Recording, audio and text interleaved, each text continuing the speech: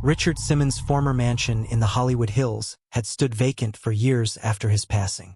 The fitness guru, once known for his boundless energy and eccentric personality, had lived in near-total seclusion before his death, leaving behind a home shrouded in mystery. When a young couple, Mark and Olivia Reynolds, purchased the property at an auction, they had no idea what awaited them inside. The house itself was a Mediterranean-style estate, its white stucco walls now dulled by time, ivy creeping up the sides as if nature sought to reclaim it. Though the real estate agent assured them the house had been well maintained, something about it felt untouched. As they stepped inside for the first time, a strange stillness filled the air. The scent of lavender and old wood lingered, and a faint echo of laughter, almost like the distant sound of an old workout tape, seemed to whisper through the halls. Mark, ever the skeptic, dismissed it as acoustics. Olivia, however, felt something else. She ran her fingers over the polished wood of the grand staircase, noticing how the air seemed heavier the farther they walked in. It wasn't just an old house, it felt like it had been waiting. The first few nights were uneventful. The couple spent their time unpacking, exploring the home's hidden corners, and marveling at the remnants of Simmons' life walls lined with vintage workout posters, sequin jackets still hanging in a forgotten closet, and a studio with mirrors reflecting a time of vibrant energy now lost. Then the strange occurrences began. At exactly 3:33 a.m., a muffled thudding sound echoed through the halls, as if someone were bouncing on an old aerobic stepper. Mark assumed it was the old pipes, but Olivia wasn't convinced. The following night, the sound returned, this time accompanied by a soft, rhythmic clapping. One evening, Olivia found herself drawn to the home gym, its mirrored walls reflecting the dim glow of her phone's flashlight. As she reached for the light switch, a shadow darted across the room. A fleeting figure in short shorts and a tank top, moving with the energy of an old infomercial.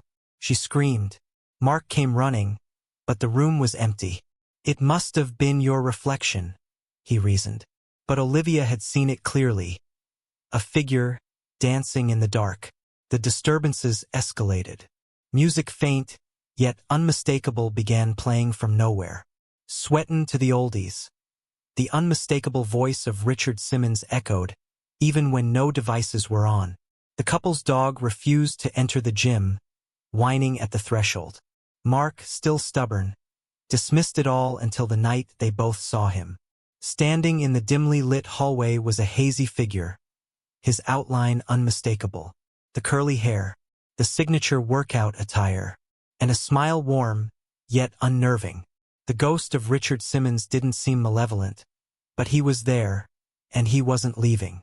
In the following weeks, Olivia began to believe he was stuck in a loop, forever bound to the home where he had spent his final days.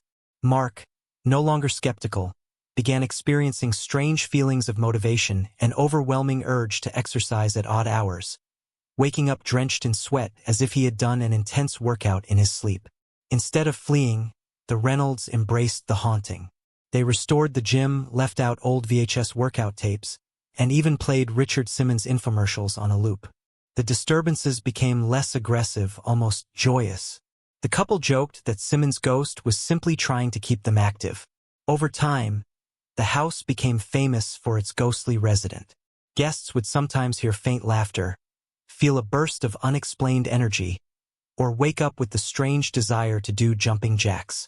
Mark and Olivia never tried to banish him. Instead, they lived alongside the spirit of Richard Simmons, forever sweatin' with a ghost. The house on Rising Glen Road had become a world of its own, separate from time, nestled among the whispering trees and the slow, rolling fog that sometimes crept down from the hills at night. Mark and Olivia Reynolds had long since stopped questioning the odd occurrences that filled their days and nights. Instead, they had fallen into a strange, almost comforting rhythm, one dictated not only by their own habits but by the unseen presence that moved with them. By now, they knew the patterns. The nights belonged to the faint echoes of long-forgotten music, soft and tinny as if played through an ancient cassette deck left running somewhere just out of sight. Some nights, Olivia would wake to the unmistakable rustle of movement from the gym, the gentle scuff of sneakers against the padded floor. Other nights, She would hear the whisper of encouragement so faint, so fleeting, that she would convince herself she had imagined it. The days were different. The house was brighter then, less heavy, but still full of inexplicable moments. Mark had taken to keeping a notepad on the kitchen counter, documenting each occurrence in lazy, half-amused scrawls. Tuesday, found my running shoes neatly placed by the door. Didn't put them there. Olivia swears it wasn't her. Some days, the kitchen smelled of citrus and fresh linen, even though Olivia hadn't yet unpacked the scented candles she swore she had bought for that very purpose. On other days, the house felt electric, as if an invisible current ran through the walls, urging them toward movement. Olivia had begun stretching more, her body bending with an ease she hadn't known since college. Mark, who had never been particularly drawn to exercise, found himself doing push-ups in the living room without thinking about it, his arms burning with effort, his breath coming hard and fast until he realized what he was doing and stopped, shaking his head at himself. Neither of them spoke of the mirrors. It had started subtly, a reflection that seemed to move just a fraction of a second behind their own, a trick of the light, surely, a flicker in the glass, a ripple where there should have been stillness. But then came the moments when they would catch it, the unmistakable shape of a man, just beyond their own reflection. A smile, not unkind but deeply unsettling. A shimmer of curly hair, a bright flash of color, gone the moment they blinked.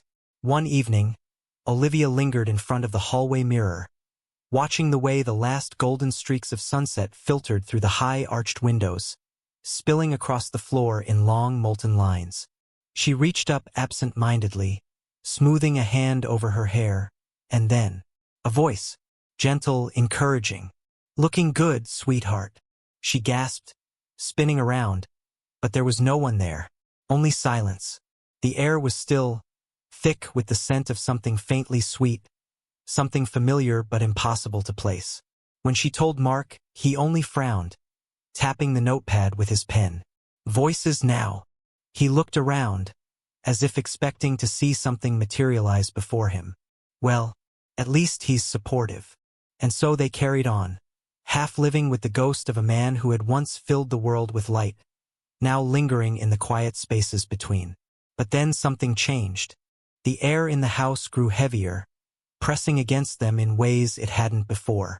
The mirrors, once merely strange, became something else entirely. Mark would wake in the middle of the night to find the closet doors open, though they had been shut tight before bed. Olivia noticed shadows that seemed to stretch longer than they should, moving in ways that defied logic. The music, always distant, grew louder. Then, one night, the doors slammed. All of them, at once.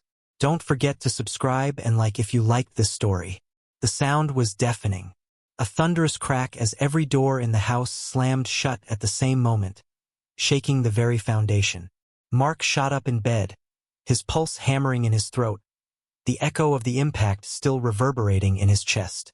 Olivia was already sitting up beside him, her breath coming in short, shallow gasps. The bedside lamp flickered violently before plunging them into darkness. For a long moment, neither of them moved. The silence that followed was thick, pressing in from all sides, as if the house itself was holding its breath. Then, from the hallway, came the unmistakable sound of footsteps. Not the soft, shuffling kind they had heard before, no distant echoes of a forgotten workout routine. No, these were deliberate, slow, measured, coming closer. Mark reached blindly for his phone, fumbling with the flashlight, his fingers trembling as he swiped at the screen. The beam of light cut through the darkness, illuminating the bedroom door now wide open. His stomach dropped. He was certain, absolutely certain, that it had been shut before they went to bed. "Mark," Olivia whispered, barely audible. He turned the light toward her, and his breath caught. She was staring, wide-eyed, at the far corner of the room. His gaze followed hers, his hand tightening around the phone. The mirror. It stood tall and elegant against the wall, its antique frame carved with delicate floral patterns, the glass pristine and clear. And yet something was wrong. The room reflected back at them, but the bed was empty. There were no figures staring back. It was as if they weren't there at all. A chill ran down Mark's spine, cold and insidious, wrapping around his ribs like an icy hand. He took a step forward, hesitating at the threshold between the dim light of his phone and the consuming darkness beyond. And then the reflection moved. Not him, not Olivia. The mirrored world shifted independently, the bed covers rustling in a non-existent breeze, shadows deepening and twisting. And then he saw him. The figure stood just at the edge of the mirror's frame, half hidden in the gloom. The same wild curls, the same unmistakable grin. But this wasn't the warm, energetic presence they had grown used to. This was something else. Something darker. Richard Simmons, or what was left of him, watched them from the other side of the glass. His expression stretched too wide, his eyes hollow, an empty void where life had once danced. And then he stepped forward. The glass didn't shatter. It didn't crack. Simply rippled. As if the mirror was nothing but water, a thin veil between two worlds. Olivia let out a strangled gasp, her fingers clutching at the blankets. Mark tried to move, to run, to do something, but his body was frozen, his breath lodged in his throat. The figure took another step, and the room around them changed. The walls brightened, bathed in an unnatural golden glow.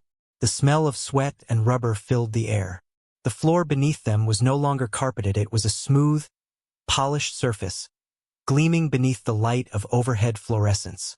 Music swelled around them, cheerful, upbeat, a rhythmic pulse of an old workout tape. They were no longer in their bedroom. They were standing in a brightly lit aerobic studio. And they were not alone. Figures moved around them, dozens of them, their bodies swaying to an unseen rhythm, their faces blurred and indistinct, like memories that had been stretched too thin.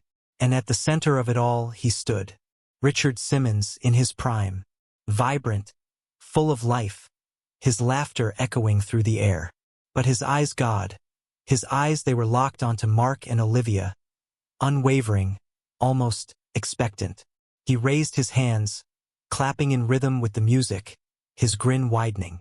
All right, everyone, let's get moving. The music exploded into full volume, shaking the floor beneath them, the walls trembling with the force of it. The figures around them began to move faster, their limbs jerking in unnatural, frantic motions, their laughter twisting into something manic, something wrong. Mark grabbed Olivia's hand, his heart pounding. "We have to get out of here," he choked out. But the doors where there should have been exits were gone. And the mirror? It was no longer reflecting their world at all. It was a window into something much, much worse. The walls pulsed with golden light, the rhythm of the music vibrating through the air, seeping into their skin, into their bones. The synthetic horns and pounding drum machines of an 80s workout track filled every inch of space, suffocating in its relentless cheerfulness. Too loud, too bright, too wrong. Mark turned to Olivia, her face pale beneath the sickly glow, her eyes wide and searching. He knew she was asking the same unspoken question. Where are we? How do we leave? But there were no doors anymore. No bedroom, no house, only the studio. The figures around them, dozens, maybe more, moved in unison, a grotesque parody of an aerobics class. Their arms swung in perfect synchronization. Their feet lifted and stomped with a mechanical precision, their breathless laughter looping in an unnatural echo. Their faces, they weren't right. Too smooth, featureless, blurred at the edges like old VHS footage that had been paused and rewound too many times. And at the center of it all, leading the frenzy, was him, Richard Simmons, or something that looked like him. He was frozen in a pose, hands on his hips, his signature striped tank top and short shorts clinging to his impossibly animated frame. He looked exactly as he had in his prime, not a day older than the man who had once commanded television screens with boundless enthusiasm. And yet, his grin stretched too wide. His eyes were dark, empty. Then he clapped his hands together. The sound split through the room like a gunshot, and suddenly the figures turned. Dozens of faceless heads snapping toward Mark and Olivia in unison, their bodies still locked in motion, moving to the beat but watching. Waiting. "Come on, gang!" Simmons' voice rang out, saccharine and bright. You gotta move those bodies. Don't be shy. Mark's breath caught in his throat as the faceless dancers stepped forward. 1, 2, 3 in perfect synchronization. Their arms swayed, their feet lifted, their torsos twisted. Not like human bodies. Not with normal limitations. Their limbs bent too far. Their spines contorted in sharp, jarring motions. Their bodies jerking between beats as if controlled by invisible strings. He stumbled back, gripping Olivia's wrist. We need to. Clap. Simmons clapped again, and the figures rushed them. Mark barely had time to react before hands cold, too strong. Too many closed around his arms, his shoulders pulling, dragging him into the rhythm, into their dance. Olivia screamed, thrashing against the grip of the faceless things, her breath coming in ragged gasps. She clawed at the arms holding her, her fingers slipping against flesh that felt wrong, smooth and waxy, like mannequins left too long in the sun. The music pounded. The fluorescent lights flickered, growing brighter, blinding. That's it. Simmons cheered, his grin never faltering, his eyes never blinking. Feel that burn. Let's turn it up. The tempo increased. The faceless dancers moved faster. Their arms pumped, their legs kicked, their heads rolled unnaturally atop their shoulders, their movements jerky, unhinged. They twisted, spun, dropped to the floor and sprang back up with impossible speed, never missing a beat. Mark's body moved against his will. His limbs jerked into action, his muscles burning as they were forced into motion. His arms swung, his legs bent, his body followed the routine. He fought against it, but the more he resisted, the heavier the air around him became, pressing him down, crushing him, until his only option was to move. Beside him, Olivia convulsed, her body snapping into position, her breath hitching in terror as her limbs betrayed her. Her eyes met his. She was screaming, but the music was too loud. The mirrors along the walls flickered. For a brief moment, they weren't reflections at all but windows. Mark saw their bedroom, empty, the bed, unmade, the closet doors, open, the mirror motionless. Their world was still there, but they weren't in it anymore. All right, gang. Simmons' voice rang through the air, his tone light, rehearsed. Let's take it up another notch. The beat surged. The walls closed in. The faceless dancers closed the gap. And Mark felt himself losing control. The music pounded, shaking the floor beneath them like the pulse of something living, something hungry. The faceless dancers surrounded them now, their limbs whipping through the air, their bodies snapping and twisting as if the routine had burrowed into their bones, bending them past human limits. Mark could barely breathe. His body moved without him, his muscles aching, his lungs burning as if he'd been running for miles, but he couldn't stop. Beside him, Olivia's body jerked and convulsed, her arms swinging in time with the music, her eyes wide, terrified. She was fighting it. Mark could see it in the way her fingers trembled between movements, the way her shoulders twitched against the rhythm before snapping back into place. But it was getting stronger. The fluorescent lights above them flickered violently, casting long, warped shadows across the mirrored walls. The reflections had stopped mimicking them altogether. Instead, Mark saw something else. Not their house, not their room, not their world. Beyond the glass, the mirrors reflected 100 versions of Richard Simmons, some younger, some older, some distorted beyond recognition. Their faces stretched into horrific, exaggerated grins. Their eyes dark, endless, hollow, stared back, unblinking, watching, waiting. Then Simmons clapped again, and Mark felt something tear. Not in his muscles, not in his skin, but inside him. Like a string snapping, like a cord being cut. His body was no longer his. His arms lifted, his legs bent, his head snapped back in time with the beat. The music demanded movement, and his body obeyed. He saw Olivia beside him, her limbs locked in rhythm, her face twisted in a silent scream. They were fading, not dying, not disappearing. They were becoming part of it, part of the dance, part of the studio, part of him. Mark felt his thoughts stretch thin, unraveling like the tape of an old vase, looping, rewinding. His memories flickered. His mother's voice, the smell of his childhood home, Olivia's laughter on their wedding day. They weren't gone, just blurring, the same way the dancers' faces had blurred. His reflection in the mirror was changing. The grin too wide, the eyes too dark. He tried to fight, but his body wasn't his anymore. The music swelled. The lights exploded. Everything turned white. Silence. A stillness settled over the house on Rising Glen Road. The mirrors reflected nothing but an empty aerobic studio. Waiting. The walls hummed with quiet anticipation, the scent of sweat and synthetic citrus still lingering in the air. And in the gym, the old TV flickered to life, static hissing before a familiar, bright voice cut through. "All right, gang. Who's ready to get moving?" On the screen, Mark and Olivia smiled, standing at the front of the class, faces bright, bodies full of energy, leading a group of eager, faceless dancers in perfect, endless synchronization. Their movements were flawless. Their grins never faltered. The studio had 2 new instructors now, and they would be sweating to the oldies forever. Don't forget to subscribe and like if you liked this story.